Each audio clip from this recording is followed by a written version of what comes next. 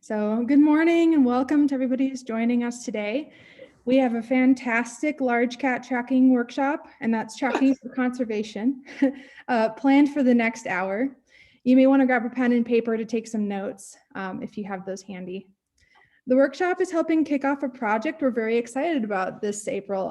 It's called the 1,000 Cats Project, and our goal is to have trackers like you help us document 1,000 instances of large cat species in the region this year, including cat sign, cat tracks, scat, and other sightings, so that we can better protect the habitats of jaguar, ocelot, bobcat, and mountain lion. We'll add a link to the project page in the chat box if you're interested in learning more, and then we'll also mention it as we go along. I have a few items before we get started with our event today. First, I really want to thank everybody for your support, especially on Arizona Gives Day this past Tuesday. Thanks to your donations, we were able to raise over $5,000 that will enable us to continue protecting this incredible region's wildlife, migration corridors, and water sources. So thank you for being there for us and helping us out.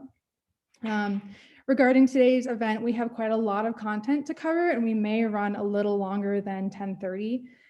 This event is being recorded right now and will be placed on our website later today on our coffee breaks page, and also will be available to stream on Facebook afterwards.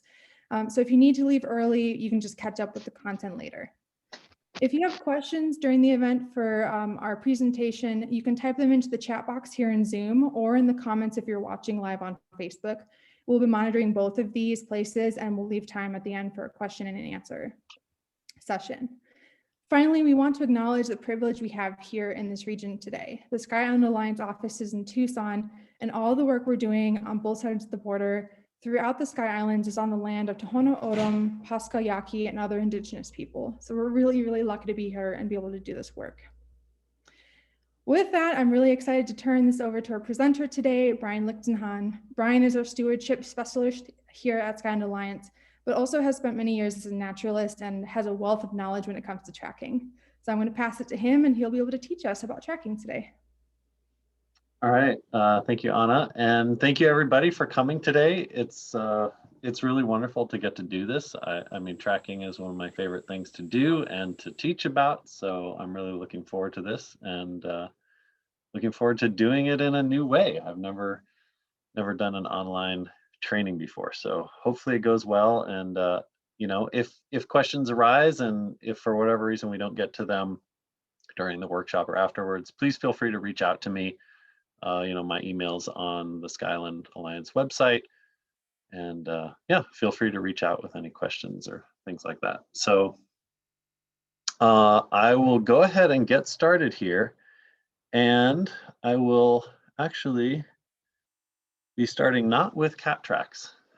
So I just want to go over some basic terminology that will help as we move forward in this world of tracking. So right now we're looking at some black bear tracks. This is a front and a hind foot, and just wanted to kind of point out the different parts of these tracks. And can folks see my cursor on the page? Yep, we can. Okay, great.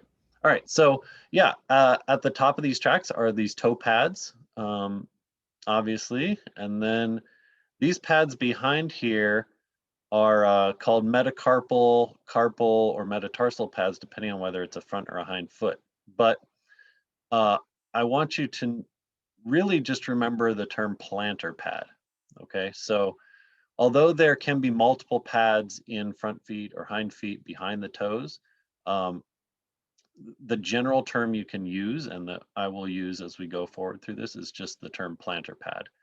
And so, yeah, in a bear, it's got a divided plantar pad, and there are other species with divided pads as well. But basically, just want you to be aware of that term, the plantar pad and the toe pads. And then, of course, these little marks up here are claw marks. So things to be looking at as we move forward. And again, still not getting to cats, but I want to talk about kind of the structure of these four-toed animals, because really when we're talking about cats, the species that they're most likely to be mixed up with are the dogs because of the four toes. So again, just looking here, even though this pad is a lot smaller, obviously, than the black bear pads we were just looking at, these pads in the rear are, again, still just plantar pads. And go ahead. And then just to get a little bit into the anatomy of the foot, again, we're looking at a canine foot here, but canines and cats have a pretty similar structure to their feet. And so I just want you to be aware of how these animals move. These animals, cats in particular, are digitigrade walkers, meaning they're actually walking on their toes. And so in this picture, hopefully you can see that these kind of purplish blue bones at the bottom of the foot, these are basically their fingers. It'd be equivalent to our fingers. And that's the only part of the foot that is touching the ground. The carpals, these would be like the bones that would run through our palm, are actually lifted off the ground. And then these green bones, the carpals, which would be like our wrist bones, are quite high off the ground. But yeah, so then what's making the track is actually all pads that are underneath those toe bones, basically, or finger bones, the digit bones, which is why they are digitigrade. So cats and dogs share that that kind of structure in the foot. And here, same thing, hind foot, basically same idea. The toes are all that's actually touching down on the ground. So that's one reason why we use that. We have that term plantar pad, because in a bear, those plantar pads are actually under these tarsals and metatarsals, or carpals and metatarsals and tarsals, rather than underneath the digits themselves. So we just have one term, plantar pad, for any of those pads that are behind the toes, just so it doesn't get too confusing. All right. Okay, so now just some basics of how we're going to measure tracks when we come across them. Our department is. So basically, you can imagine when a foot pushes into the ground, it kind of sinks in to the ground, depending on the substrate or the soil that it's pushing into, and it might push down pretty deep or not very deep. But basically, we want to measure things as consistently as possible. So looking at these two pictures here, what we're looking for is what we're calling the minimum outline. So this would be like the bottom of the slope around the outside edge of the track, okay? So in some substrates, that might be a very vertical line. If it was in clear, like kind of thick mud that wasn't very gooey, like the track might go straight in and straight out, and you'd have very nice vertical walls. In sand, it might kind of collapse around the track a little more, and you wouldn't have that clear definition. But basically, you don't want to measure from the outside edge of any ridge that's created around the track. And I'll talk about this in a little bit more when we see some pictures of actual tracks. But basically, you're trying to use that bottom edge, and hopefully you can see in these pictures, yeah, this inside line where the slope kind of the track hits the bottom of it. That's what you'd be wanting to use to measure that inside edge. And it could be much more vertical, that edge, than is shown in these pictures. And then as far as measuring length and width, you want to measure length in the direction the animal is traveling. Okay, so you first have to kind of figure that out, and hopefully take a step back, look at the overall pattern of tracks, hopefully, and kind of figure the direction of travel, because these animals can have kind of skewed looking feet. So you don't want to measure in the longest dimension necessarily. You want to measure in the direction the animal is traveling, and then measure from the furthest back point to the furthest forward point on a toe. And the reason we're measuring the total length without the claws is because some species don't show claws, obviously, like cats, for instance, usually aren't going to show claws. But also because claw length varies, and it's even on species that have claws, sticking out of their toes all the time, they don't necessarily reliably register. So yeah, so you're not going to take into account the claws when you do a total length measurement, but then you can also take a claw length measurement if you want to. And then as far as the width of the track, again, now you're measuring perpendicular to the direction of travel, and you're going from the the furthest point to the left to the furthest point on the right. Again, not going across the widest portion of the track necessarily, depending on how it may be skewed or not, but the widest point perpendicular to the direction of travel, if that makes sense. And then when we're talking about cats and some of the other predators, actually measuring the plantar pad width can be really helpful in determining like the sex of the animal. So so that you would measure that again perpendicular to the direction of travel, measuring the widest, the widest breadth across that pad. So great. These are just some kind of basics when you're out there and you come across something, things to keep in mind. So, and just a quick talk about when you're measuring groups of tracks. This can be helpful sometimes for determining species and gait and all those things, which I'm not really going to get into today. It's a little more advanced, but I just want you to have a sense of these things. So a group of tracks is basically all 4 feet, the group of all 4 feet. So, in this case, we're looking at a bounding rodent, and that's easier. But over here in this bear, like all 4 would be, both front and both hind. And actually, I would start the group measuring with this front foot and measure to this hind foot. But again, I'm not going to get too far into that right now. But yeah, so measuring a group again in the direction of travel, you'd measure from the furthest back point to the furthest the furthest forward point that includes all 4 of those feet.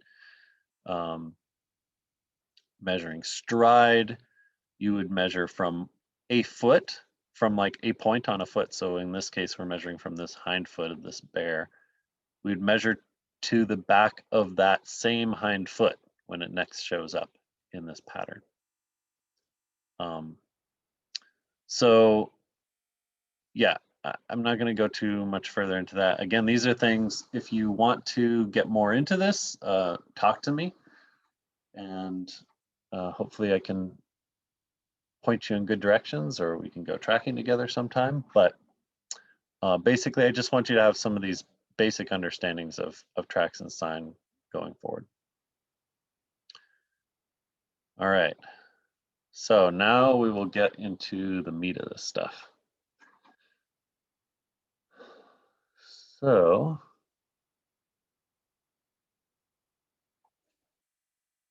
all right. So here we're looking at cat and dog tracks, and these are basically the things we're looking for to determine cat from dog. All right. So first of all, cat tracks are very asymmetrical, meaning if you drew a line directly vertically through the middle of this track, the right side and the left side would not look the same. They would not be like a mirror image of each other. Okay. A dog, on the other hand, is very symmetrical. If you bisect it vertically here, each side is going to look basically the same. Sometimes really the same. Sometimes there might be a slight difference, just because of injury to a toe or whatever, or just how it stepped or what it stepped in. But in general, dog tracks are symmetrical, cat tracks are asymmetrical. And part of that asymmetry is that cats have a lead toe, an obvious lead toe. And that lead toe is their 3rd digit. it's equivalent to our middle finger. So you can imagine a cat, its thumb actually is receded up the side of the foot, the side of the leg, to a point where it almost very rarely registers in a track. So you're just seeing the 4 digits, not including the thumb, basically, that first digit. So if you're ever wondering what foot of a cat you're looking at, you look for the lead toe and you can kind of compare that to your own hand. And in this case, this track we're looking at right here, that long toe is the second one from the left, and that would be equivalent to my right hand. So that would be a right foot track of this cat. And similar, this rear foot, that lead toe, would indicate a right foot. So the other thing, so the asymmetry is a big deal. Okay, other things to look for. With cats, they have a very large plantar pad relative to the rest of the track. You could actually imagine kind of putting each of these toes into that plantar pad, and you could fit 3, maybe all 4 of those toes within that plantar pad. With a dog, they have a much smaller plantar pad in relation to the toes. You're lucky to get 2, maybe, toes in there. Especially with wild dogs. There are domestic dogs with big feet where maybe you can fit in more toes. But basically, relative to each other, the cat has a much larger plantar pad than the dog has. Okay. The arrangement of the toes is different as well. So with cats, the toes all basically point forward in the direction of travel. Okay. That can be slightly, they can point slightly out in the hind tracks, but in general, they're pointing fairly straight forward. With dog tracks, their 2 outside toes point out at an angle to either side, and you can see that in this picture where they kind of wing out to the sides, and that's very typical of dog. And then another big and usually obvious one is the presence of claws or no claws. Dogs, except for gray fox, cannot retract their claws at all. Foxes have semi-retractable claws, so the claws don't always show up as reliably. But in general, if there are obvious thick claws showing, you're probably not looking at a cat. Cat tracks, when a claw does show up, is a very sharp, like nick, like a knife in the ground. So that's something to be kind of looking for. And then let's talk about the shapes of things. So cats often have these teardrop or round toes. Dogs can have kind of teardroppy toes, but they're usually more oval in shape. And especially these hind toes on a dog, the 2 outside toes, they have this very distinctive kind of corner and on the inside edge of the toe, which will show up in tracks often. So if you're seeing that kind of sharp, almost squared off corner of those side toes, you're probably not looking at a cat. And then another shape to be looking for is the shape of the plantar pads. So dogs have this very triangular shape.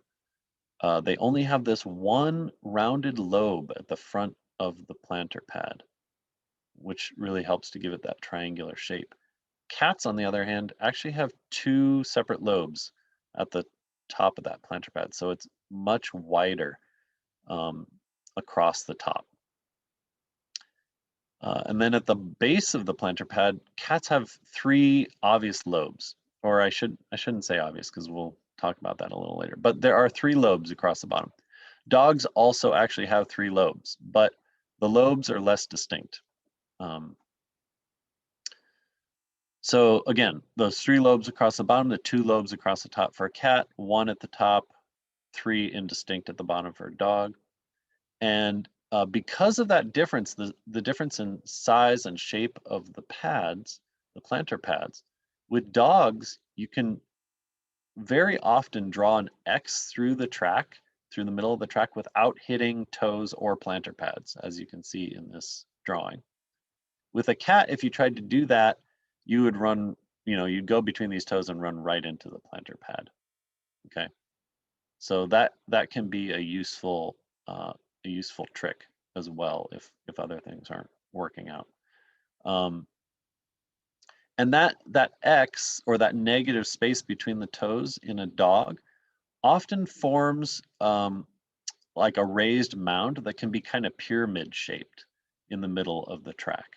Okay, whereas cats, that negative space forms like an arc, like a curving mound. So one thing people will kind of look at is that curving mound can make kind of a C shape for cat.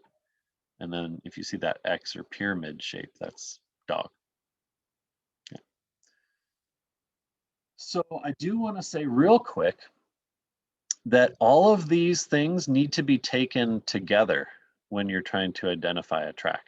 Okay, it's not enough to see like, oh, I can make an X through the track, so it's a dog, or oh, this one, the toes look like they're pointing forward, so it's a cat, or it looks asymmetrical, so it's a cat, or I don't see claws, so it's a cat, or I do see claws, so it's a dog. Like, you really, all of these rules can be broken and will be broken if you spend enough time in the field looking at stuff. So you want to be, using all of these indicators to point you towards one or the other. All right. So moving along, we're now looking at 2 sets of tracks and kind of a drawing that kind of simplifies what we're looking at. And basically, some things to be looking at in here. This track over here on the side may not match all of these indicators that we talked about before. If you tried to draw an X through it, it would actually be hard. You'd be running into this pad, right? But it's got these big, thick claws here, right, that are showing. The pad is more triangular shaped. It looks like one kind of rounded lobe at the top. And it's fairly symmetrical. If you cut it in half vertically, it's fairly symmetrical. Also, you've got this kind of corner on this toe here, this kind of squared off corner. If we compare that to this track over here on the right, one thing that stands out right away is how broad this plantar pad is across the top. And you can actually see these 2 plantar, or these 2 lobes at the front. And then you can kind of see these 3 lobes across the back of this track too. And then our toes, this is not a super distinct track. And this is, we're not always going to find the best tracks out there. But again, these toes are pointing fairly straightforward, whereas over here, this toe is kind of sticking out to the side, this toe is sticking out to the side. And one thing I will make mention of is that this on the right is actually 2 tracks, one on top of the other, so that's why it looks even messier than it is. But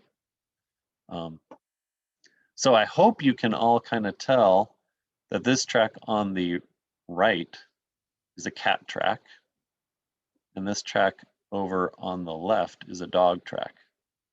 And I will actually say this is likely a domestic dog track over here on the left.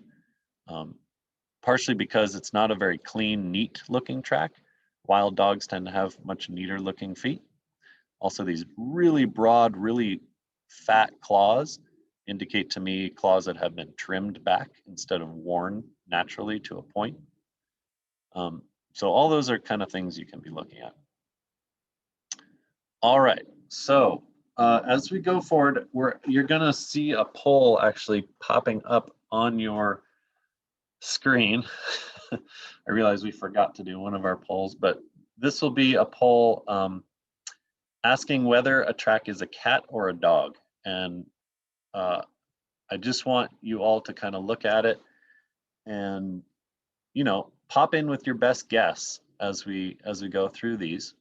And we won't spend a whole lot of time on this, but I want you to start seeing that. I'm sure already you can tell apart cat and dog pretty well. All right, so you're looking at this track here. I'll kind of circle it and give you a moment to look at it, thinking about what we've talked about so far.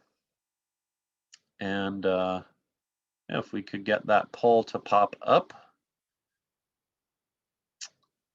So is this track more characteristic of a cat or a dog? All right, and I can already see, looks like the majority of people are saying cat.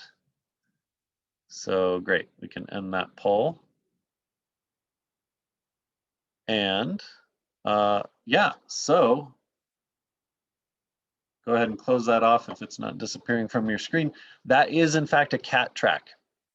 So the majority of you are already able to figure that out, and that's great. Some things to look at. So, you know, this isn't a very clean track, certainly, but this is typical of the kind of thing you might find out there. So some things to look at. This broad front edge of this pad, it can be hard to kind of train your eyes to see this stuff at first, but there's actually two lobes here. There's a lobe here and a lobe here, and that creates this wide, yeah, this wide leading edge of the pad. There's also three lobes across the back, one here, one here, one here. We have a lead toe. So this toe here is sticking out further further to the front than any of these other toes. We got a toe here, a toe here, a toe here, and a toe here. Okay. I don't see any obvious claw marks, although this isn't a really clean track, so maybe they wouldn't show up anyway if they were there. But also you can't make an X through it, okay? And we don't have a really obvious like pyramidal mound in the middle or anything like that. So altogether, we're looking at a cat track, and I'll just say this is actually a hind foot of a mountain lion. And does anyone maybe think to yourself if this is a right or a left foot, just for a second. And I will go ahead and say that this is a left foot track. Okay, so this lead toe here would be equivalent to like my left middle finger. All right, so next slide. Okay, so we got a couple tracks here, and hopefully you can start to see that this is actually, in as opposed to being oriented the way we were looking at before, this is now, the direction of travel is now towards the left of the screen. But take a moment to look at these tracks, and let's pop up that poll. All right, what do you think? All right, they're coming in, they're coming in, they're coming in. Great, all right, so like 75% of you have voted. We can go ahead and end this one. And yeah, 100% of you said dog, and 100% of you are correct. This is a dog.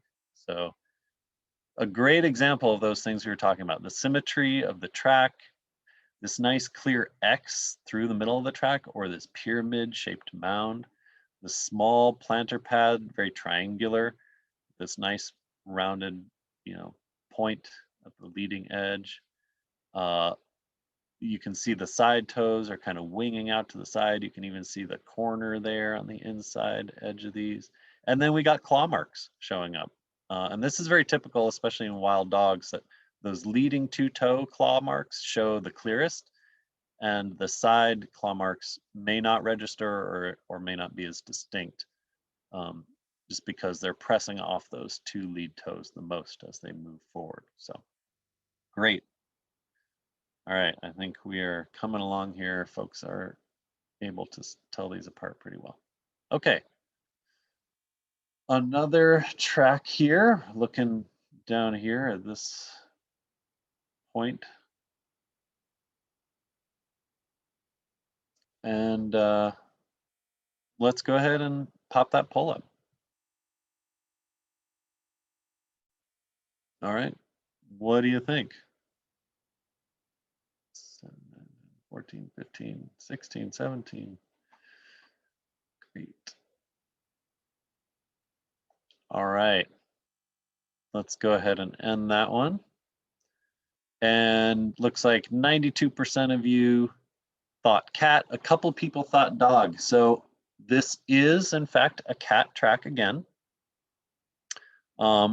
Some things to kind of be looking at. Again, we can kind of see those maybe 3 distinct lobes across the bottom. I can see 3 here. The lighting's not great on this third.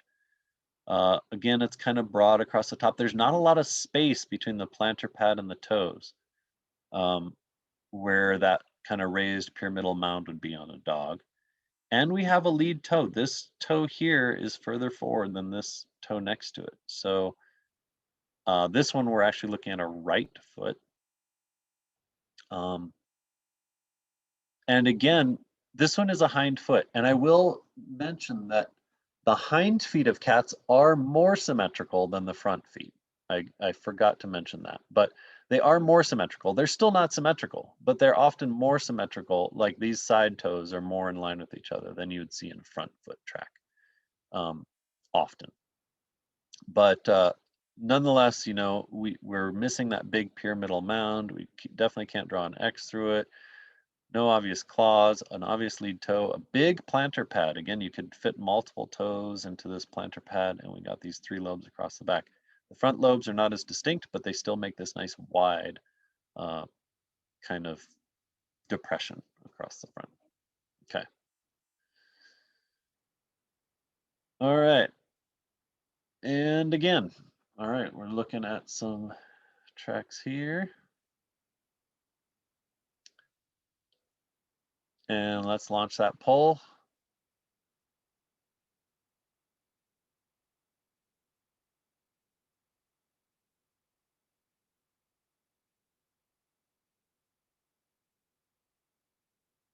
All right. Let's get a few more. All right. So 75% of you have voted. And let's end that poll. And looks like the majority of you again have said cat for this one. And this is in fact a cat. Okay. So the thing that really stands out about this track is these lobes across the back edge of these pads. So we're looking at 2 tracks here actually, in case that didn't jump out at you. We're seeing 2 tracks, one on top of the other, one kind of in front of and on top of the other. So, but these 3 lobes across the back edge of this plantar pad really stand out, and they're the same size with each other. They're kind of at the same level with each other, and that is very cat. That's very catty. In sand, this is really common for the front of the plantar pad to kind of get messed up, because those toes are the last thing to push out of the ground, and they push this sand back towards the plantar pad, and so you lose the front definition of that plantar pad. So we can't see those 2 lobes across the front, but we can see the 3 across the back, and we can see this really wide, broad, asymmetrical track. Okay, dog tracks tend to be very oval and longer than they are wide, typically. Again, with domestic dogs, can kind of throw that out the window, but this wider than it is long, it would be a very cat-like thing. There's also a lead toe. It may not be that obvious, but this toe here is actually just a little bit forward than this toe. The shadow is further forward than this toe. So that would show me this lead toe over here, which again would mean this is a right foot. And you know, I couldn't. You might be able to say there's an X through here. you'd be, if you went straight between these toes, you would be running into this plantar pad. But again, that's why you want to kind of look at everything as a whole. But yeah, that's cat. So those three lobes across the back can be really good indicator when you've got deep sand and the rest of the track is kind of messed up. That's the first thing to touch down, and nothing else really messes with it as the cat walks, as it steps out of the track. So sometimes that's your best indicator. Alrighty, moving along. All right, we got a track in some nice mud here, and let's launch that pole.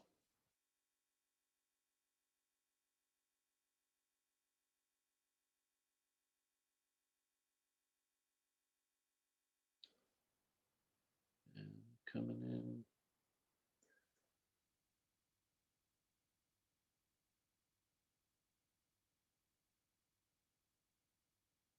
Great. All right. So we can go ahead and end that. And it looks like 95% of you are saying dog, and that is great. This is actually a dog track. So just looking at this track here, we can draw a nice clean X through it, except for where the mud got peeled out by the toe here. But basically, you've got this X, you've got this kind of pyramidal mound in the middle. You've got a pretty small plantar pad relative to the toes. You know, this, you could maybe fit 1.5 of those toes into this pad.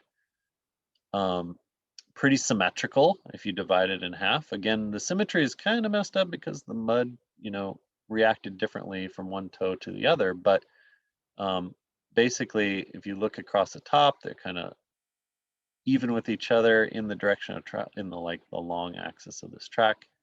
These toes are even with each other. These toes are even with each other. And we've got claw marks. We've got these two little marks up here are claw marks. This little mark here is a claw mark. And they're pretty long claws too. So this is actually a gray fox. So they have a very furred foot. You can see the fur in that track. And these nice little, they've got nice sharp little claws when they show up. But yeah, great. Moving along.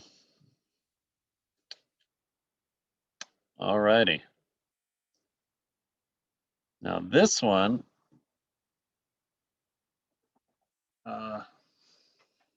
well, let's just go ahead and launch the poll. Let's launch it and see what y'all are thinking.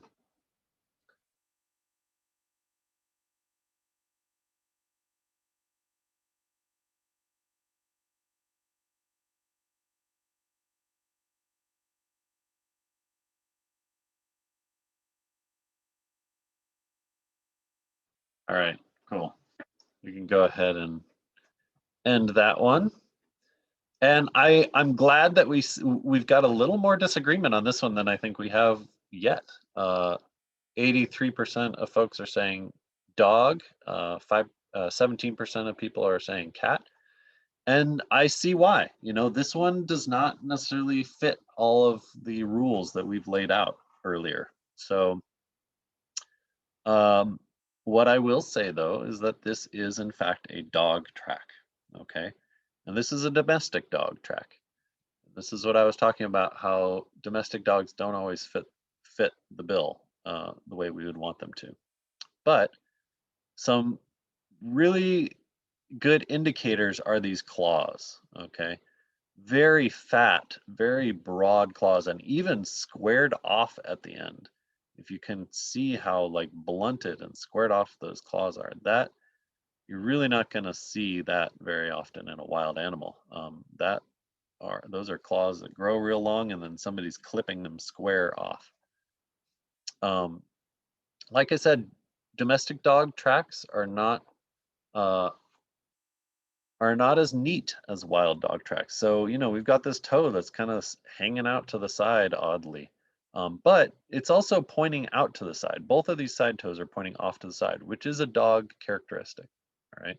Instead of pointing straight forward, which would be more of a cat characteristic. these two toes up front are pretty even with each other. There's not an obvious lead toe. So we've got the claws, the big broad claws. We got the outside toes that stick out to the side. We got the front toes that are even with each other. And then we do have a pretty big plantar pad, right? That is not as typical for a wild dog. And you can see the three lobes at the bottom, which again, for like dogs do have those three lobes. But in general, with dogs, the middle lobe is bigger and the side lobes are smaller. In cats, they're pretty even in size. You can't really draw an X through this track, but again, you have to consider all the pieces together. This is a track made in a deep, muddy substrate. When an animal steps into deep mud, their toes splay out a lot more, and you will lose some of that symmetry that you see typically in a dog track. So anyway, you just want to kind of keep all those things in mind together. But yeah, we're looking at a domestic dog track here. All right, there's a lot going on in this image, but we're looking at this track kind of top center, and then this track off to the left. And let's kick up that pole.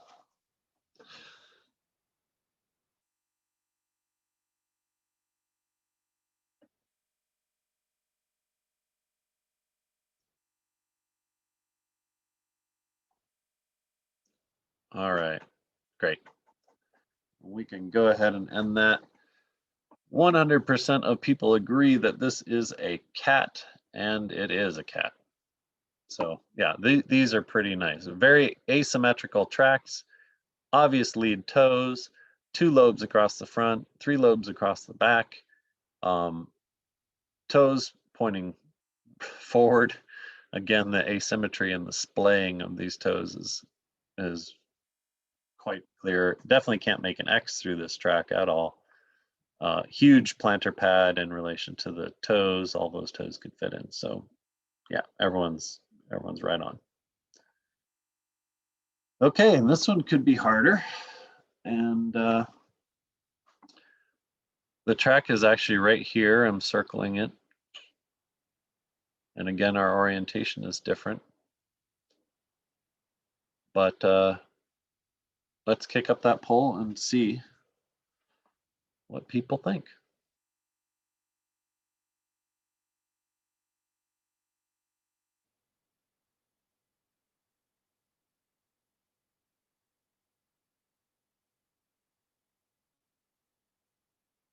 All right, let's get a few more people to vote.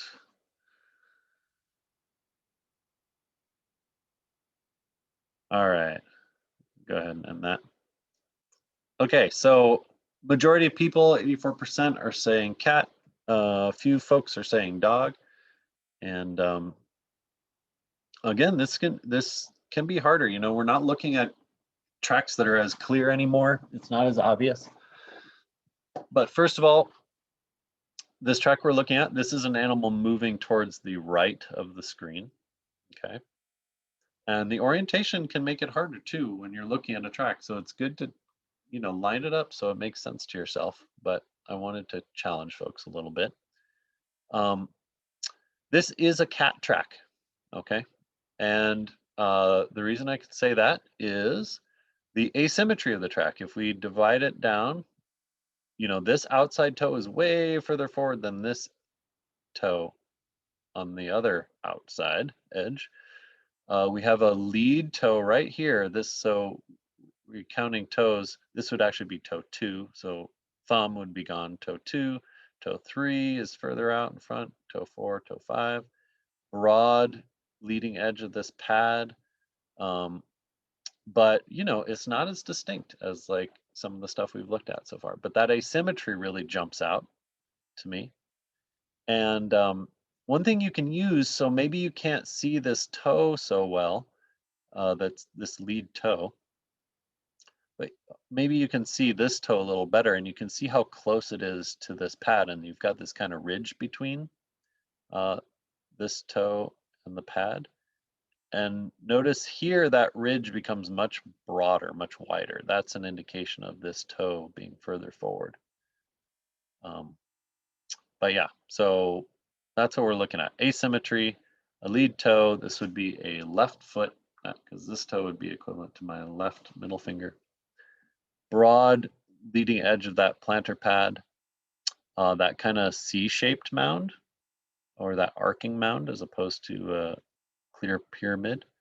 But I could see, you know, if you were reading this a little differently, maybe you think that these are the outside toes and these are two toes, and maybe you didn't realize that was a toe.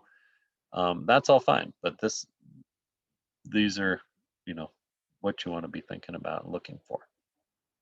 All right, so you know what? I'm gonna skip this just because I want to get to some other things. This is another dog track. It's going towards the left now, so it's again a different orientation. Smallish plantar pad, triangular, big toes, somewhat symmetrical, but this was kind of another one that hoping to challenge you a little bit. Basically, when you're out there, not everything is clear cut. So you do your best. All right, so let's talk about the cats and their tracks and what might make them different. So here we are looking at a puma and a jaguar front foot. And so we've talked about all these things, you know, the lobes across the front, the two lobes, the three lobes across the back, the toe, the asymmetry of the track, all those things. But you can still tell apart different species. They share these characteristics, but they're not the same.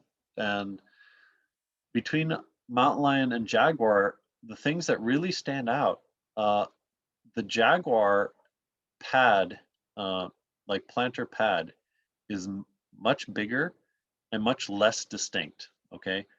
You can maybe kind of see here that these three lobes across the bottom are not as clear. This one, the fur is kind of blocking it, so maybe it's not great. But same at the leading edge. Those two lobes across the top edge are not as distinct as the two lobes across the top of the mountain lion's foot. Also, the toes are much rounder on a jaguar than they are on a mountain lion. Okay, so mountain lions, you know, males have rounder toes than females. Females will be more teardrop, males will be more round, but jaguars are more round than either. And these differences show up in the track too. So now we're going to look at the hind feet.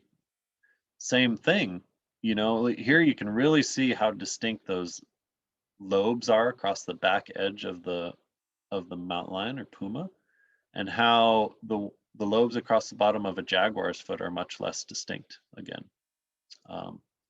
The front lobes on this puma are kind of hidden in the fur. In the jaguar, you can see again, they're not very distinct. And again, looking at how round these toes are. So here's some examples of how that kind of shows up in the tracks themselves. So we've got some puma tracks over here in some mud. See those really teardrop shaped toes where you can. This is actually two tracks. We got a front foot here and a hind foot here of the puma. So the puma's front foot is bottom right and the hind foot is top left. Over here on these jaguar tracks, the hind foot is actually at the bottom, the front foot is at the top. But basically just look at how rounded, kind of blobby that plantar pad is on the jaguar versus on the mountain lion.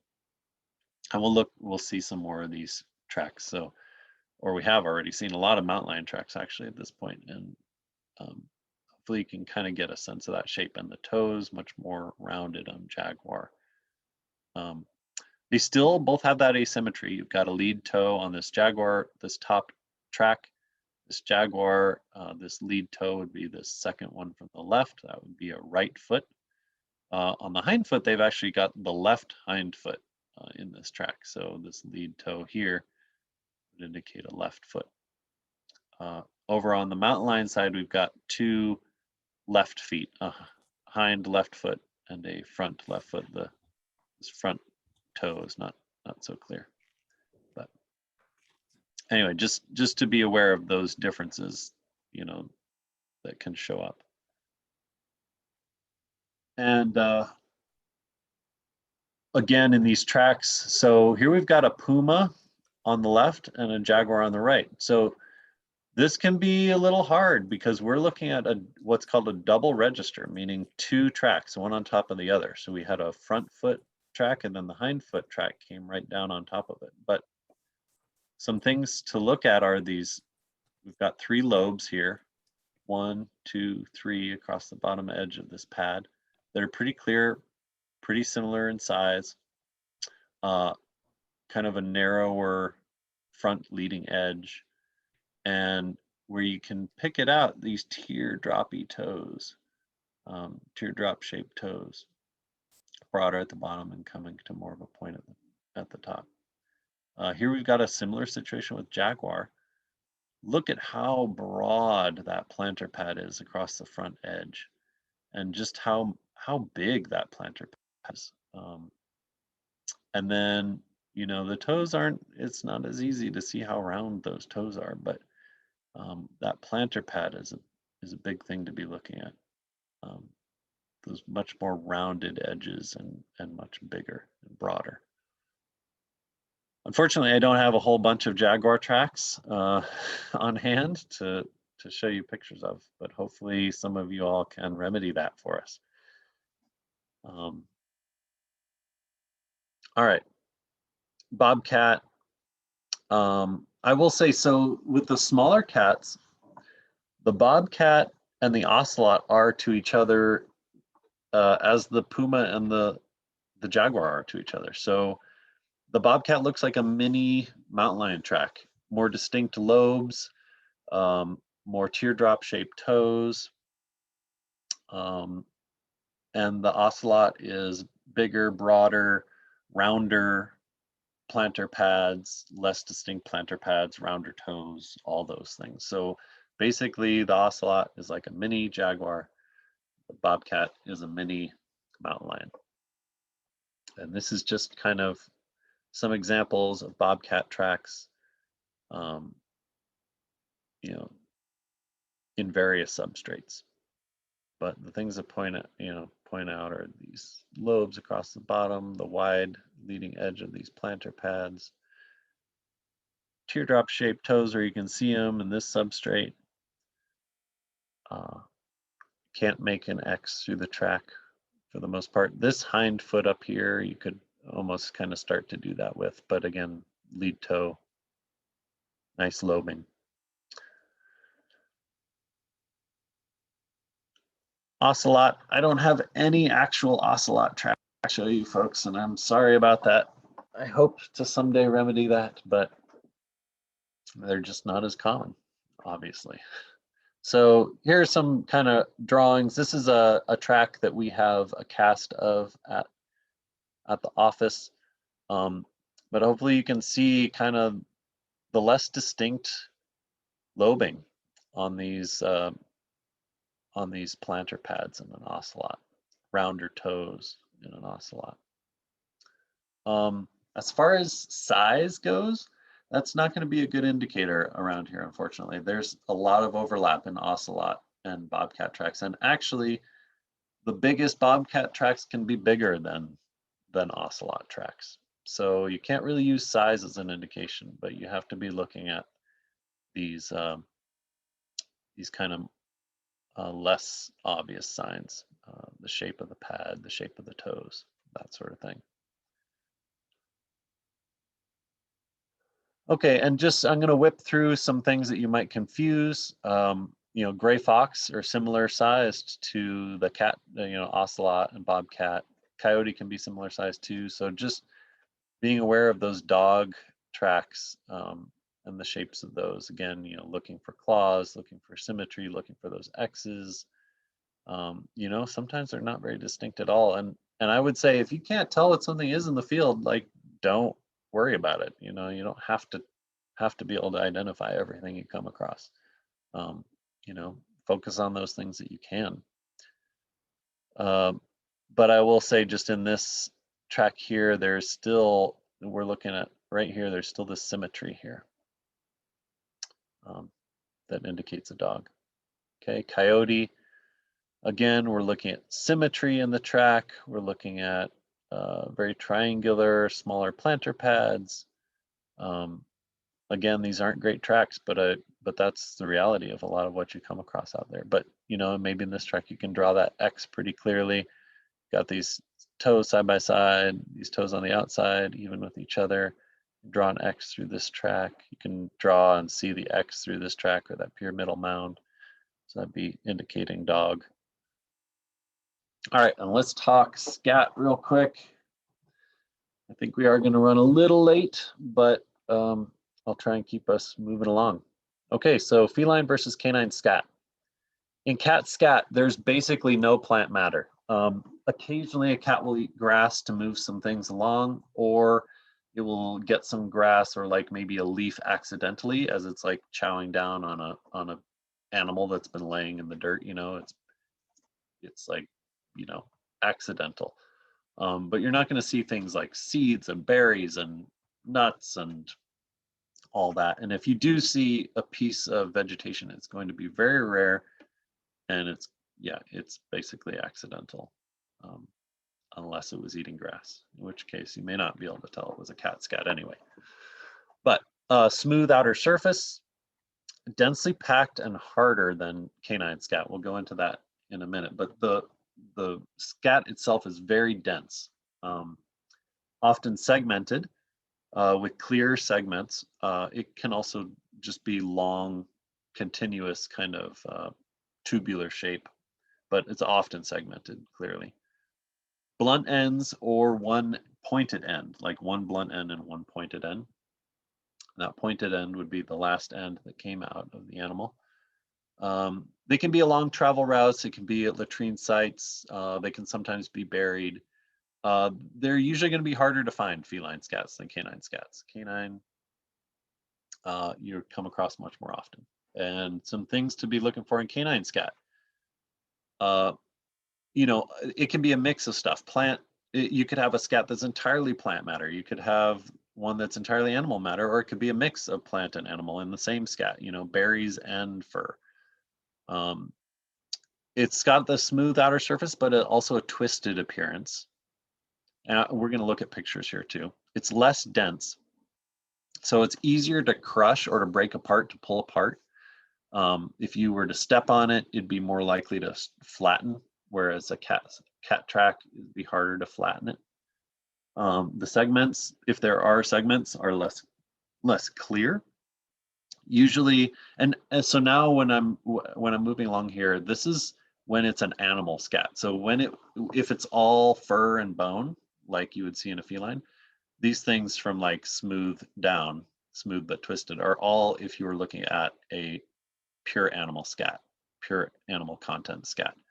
So, you know, less dense, easier to crush. Segments are less clear. Both ends are typically pointed. It's going to be along trails and roads and junctions of trails and roads. It's going to be obviously placed, sometimes even elevated up on a rock, something like that. Cat scat, when it's along a travel route, will be obvious too, but dogs are always making their scats obvious and not burying them. You know, a cat might sometimes bury them. All right. So looking at some bobcat scat, hopefully here you can start to see what I'm talking about, this segmenting that you get these like nice logs with clear breaks between them. Even the breaks between them are smooth often. Pointed end here over on this one, but blunt on the other end. This one I don't really see any pointed end, so it could be blunt on both ends or pointed on one end with cat scats. So looking at bobcat there, looking at puma here. Again, we've got this segmenting, smooth outer surface, a pointy end on this puma scat. This one's a much fresher scat. Maybe you're noticing too between this color, as a scat ages that's that's pure animal matter, it tends to get white like this.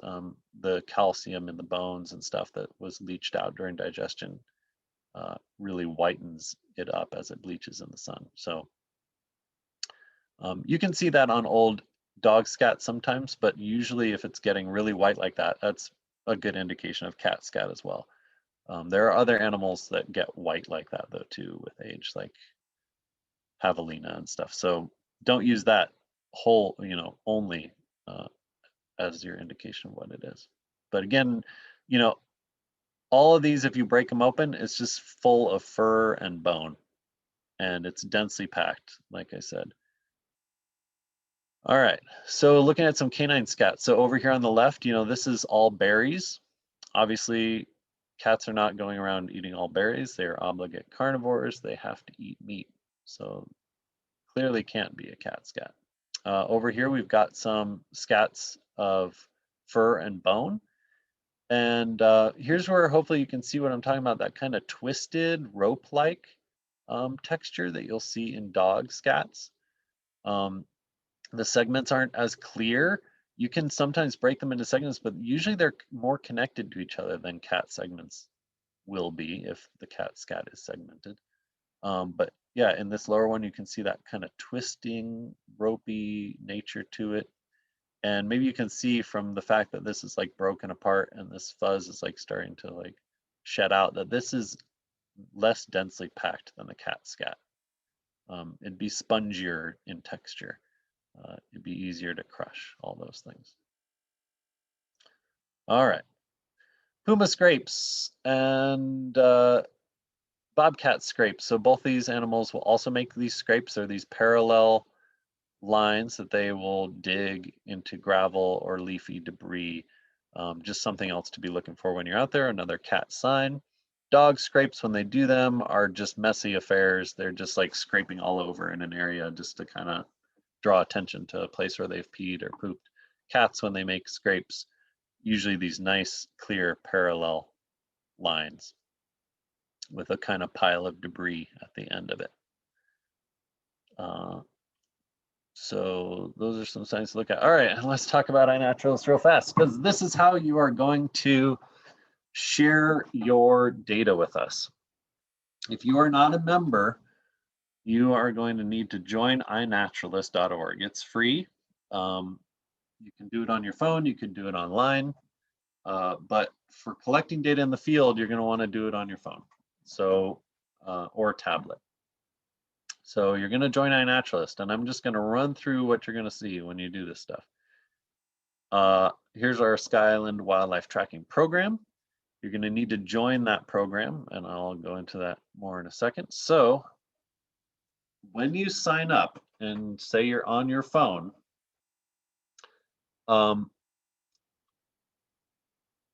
when you open your kind of home page on your phone, there's going to be this more button. You're going to push that more button.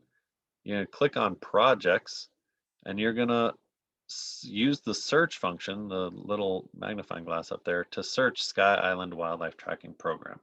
Okay, and then when you find it, join it. And that's going to allow you to make observations. Unfortunately, these are all what you'll see on an iPhone. I don't have what you'd see on an Android phone, but hopefully it will look somewhat similar to this. It should look somewhat similar, and feel free to reach out to me if you need help. But join our project. You can do that online too via there, and then when you sign in on your phone, you should already be joined up. Okay. Once you are joined and you're out in the field and you need to make an observation, you're going to be using this observe button. All right, so let's go for it. So collecting observations, you click that observe button, and it's going to ask you if you want to take a picture or pull from your photo library. Usually you'll be taking a picture, and just ideally you want to be lining up a picture like this, where you've got rulers or some kind of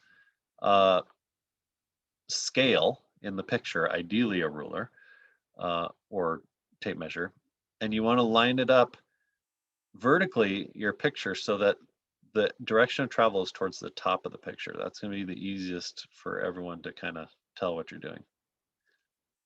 You want to take this overhead shot, and then you can add any more pictures if you think they'll help. You know, do a long shot showing like maybe the trail, or maybe do pictures in shadow or lit up by sun.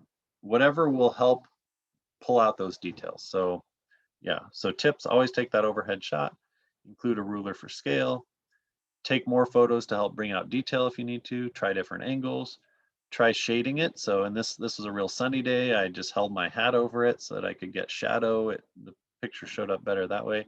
In this one, I actually put it in shadow and then used a mirror to reflect light across the track to help pop out some of those details. All right, so those are all things you can try doing.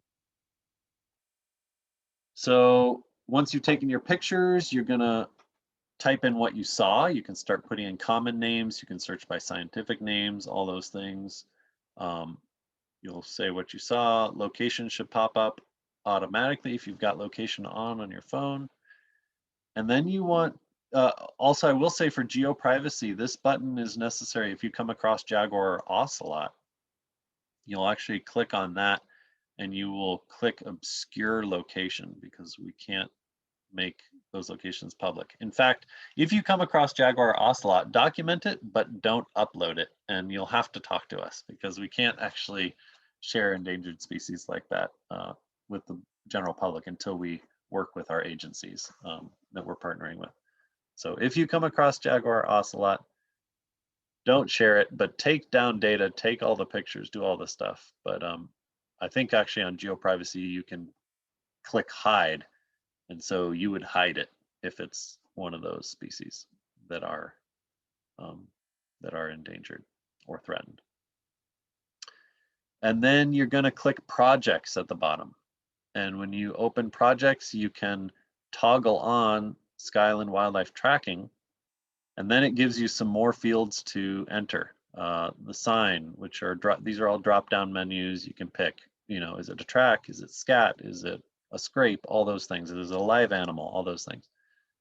Occurrence, direction of travel if you know it, which foot it is if you know it, and then all these measurements. And then at the bottom of that, there's a transect ID that you will click. And your options for the most part, unless you're going to revisit some transects, if you're one of our old trackers and you want to revisit a transect, you're welcome to do that. But you can also choose out of transect if you're just somewhere else in the region, or you can click border wall if you're working along the border road or wall. And then you use these back arrows. Once you've filled all these things out, you use these back arrows to this page where you can hit this page where you started and hit that save button. All right, so that's just a general overlay. Obviously, if you've never done this before and you're running into trouble, you're gonna wanna reach out to us and we can help hopefully walk you through these things, but I wanted to give a basic overlay. All right, so this project, where are you doing it? First of all throughout the region, wherever you are, if you're finding cat sign tracks, if you're seeing cats, whatever, do it wherever you are. But basically, we're all throughout the region is where we're collecting stuff. But more specifically, places to look for this stuff would be washes, dirt roads, trails, water sources, your yard. But basically, yeah, anywhere you come across tracks or sign. But those washes and dirt roads and trails are places where you might actually find tracks just because of good substrate of that nice dirt.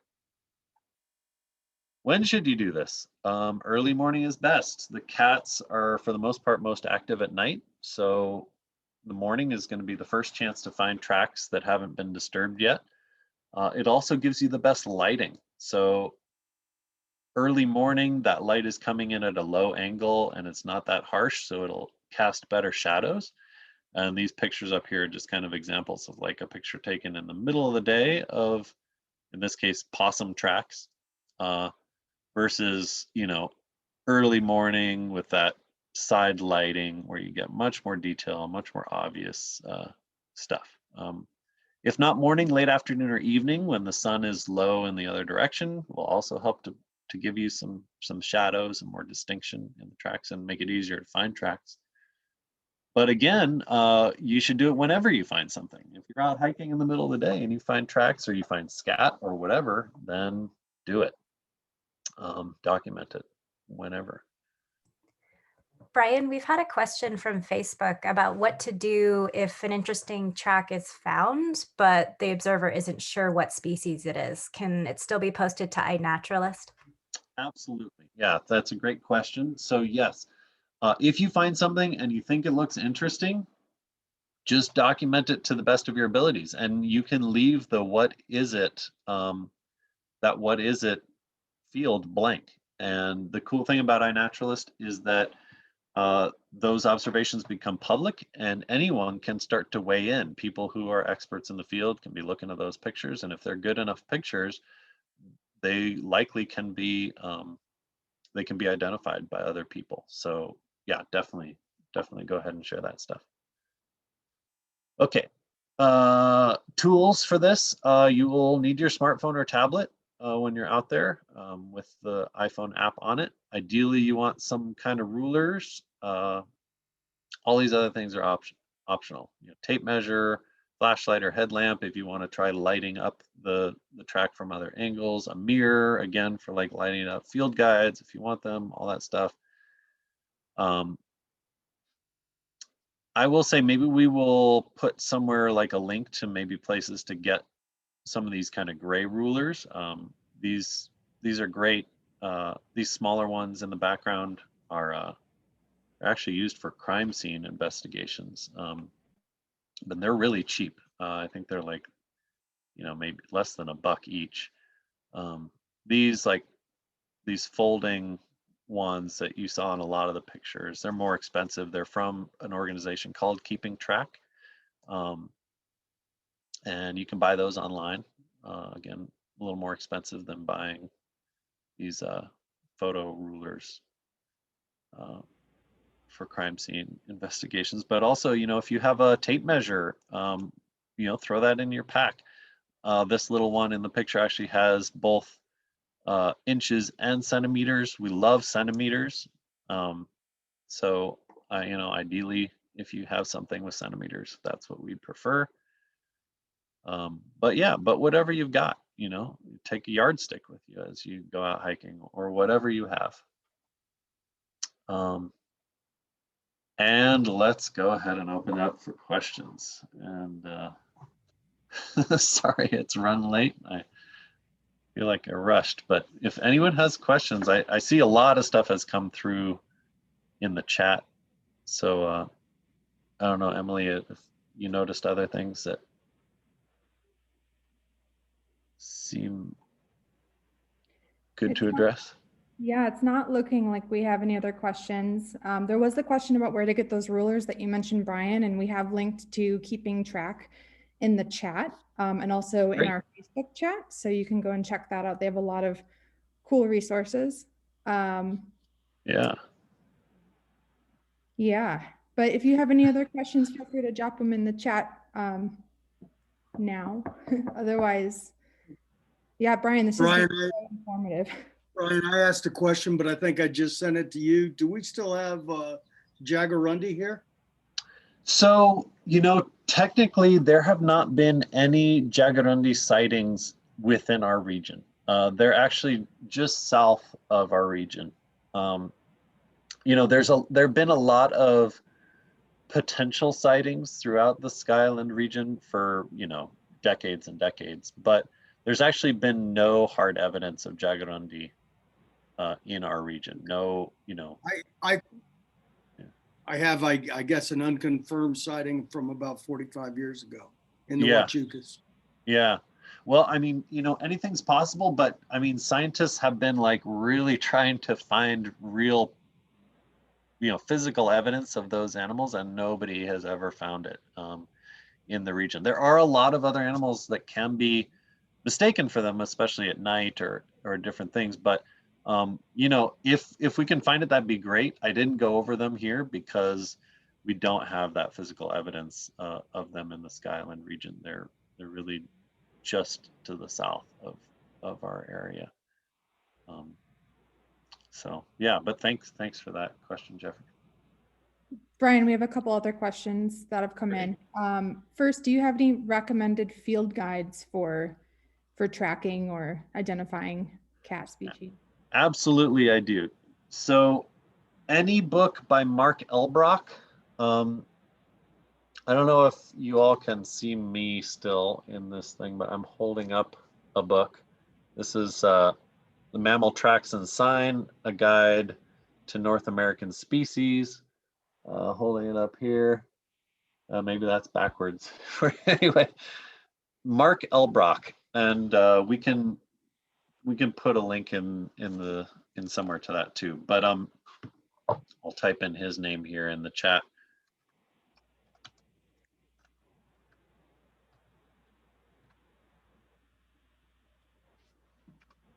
Anything by Mark is as good as you're going to get. That Mammal Tracks and Sign is a really excellent book. It's the Bible for mammal tracking in North America, and no other book really comes close. There are a lot of great tracking books out there, but that book is definitely the best.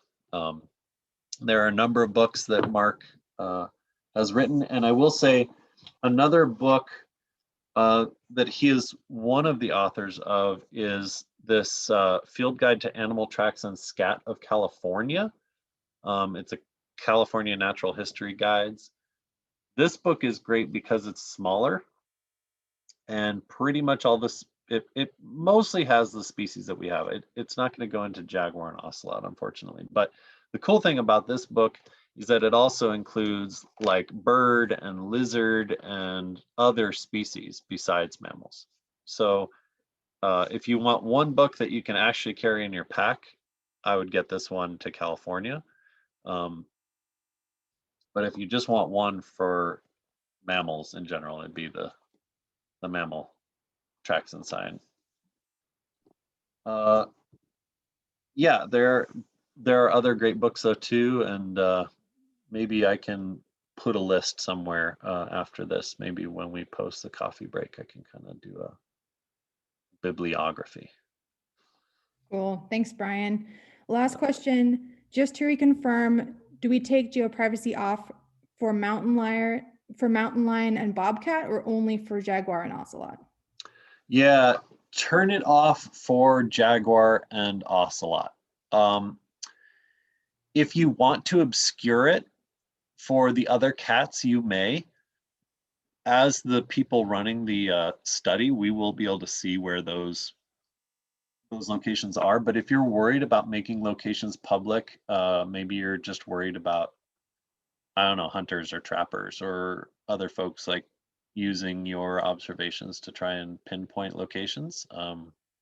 You certainly can obscure those locations as well.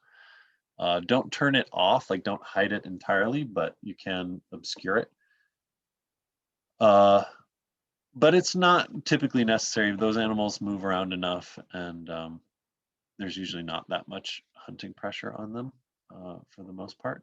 And usually the people who are hunting them anyway are using dogs and other methods where they don't necessarily need to track them down the same way. But if that makes you feel better, by all means, you can obscure those locations as well.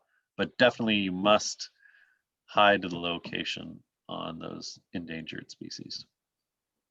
Hey, Bryon, this is Deb Petrich. How are Uh-huh. you? Hey. Hi. So at Seneca Creek, I'm doing the cameras there, right? Mhm. So we moved the one camera across from the highway and went up and found a watering hole. And we got a gorgeous mountain lion on the camera there. And it looks like mom's there. And this is probably like a 1-year-old or something, because we caught him last year on another camera for Pima County. Do you want us to do any, are we just doing tracking here? Should we do any, I know I'm supposed to do the flora and fauna stuff, but if I'm catching mountain lions or anything on the wildlife cameras as well, because Hank Carlo, who's on this, is our tracker for the transect, and Michelle, should we be, how should we, I mean, because I'm getting multiple pictures and stuff, Right. and I'm Yeah. giving them the best one. So what do I do? So If you're not already submitting those pictures to our photo fauna project, Yeah. Please do that. So we're using, yeah, I was just going over the tracking today, but basically this 1,000 Cats project, we're going to be pulling data from iNaturalist, from our trackers. We're going to be pulling it from iNaturalist, other people who just happen to post cat sightings, but we're Okay. also going to be using our photo fauna project. Basically any way that we're pulling in observations of cats are going into this project. So it's not just the iNaturalist. Okay. Because so I'm yeah. just wondering, because I only do like, they only want one picture a month. So, but Right. if I'm getting them several days in a row, like we got them 3 days in a row, you guys aren't going to know that because I'm just sending one picture. But Right. that's what I should Right. do. Just do the one picture. Okay. Yeah, I would say for now, That might be a maybe, Megan and yeah, we may, yeah, uh, Emily and Megan yeah. and all of us may think that over and decide differently, but for now, that's what I would be doing. Yeah, because we just caught it last month in February, and a day shot, just Yeah. awesome. Several Yeah, of them. great. So yeah. Okay, I'm going to be submitting those today. So, Great, great, okay, thank you. Good to Yep. see you. thanks. Bryon, one more question about priority areas for looking for cat presence and submitting observations. Maybe you could just say a little bit about the border. Yeah, so obviously we are interested in cats all over the region. I mean, we really do want to document the extent of their presence throughout the region. But of course, we're also facing a very serious threat along the border. As I'm sure most of you know, there's been a lot of activity building barriers across the southern border of Arizona and New Mexico, and those are a serious threat to cats and other species as well, obviously. At this point, there are still some openings in the border, and especially in Patagonia Mountains, Huachuca Mountains, the San Rafael Valley, over in the Atascosas.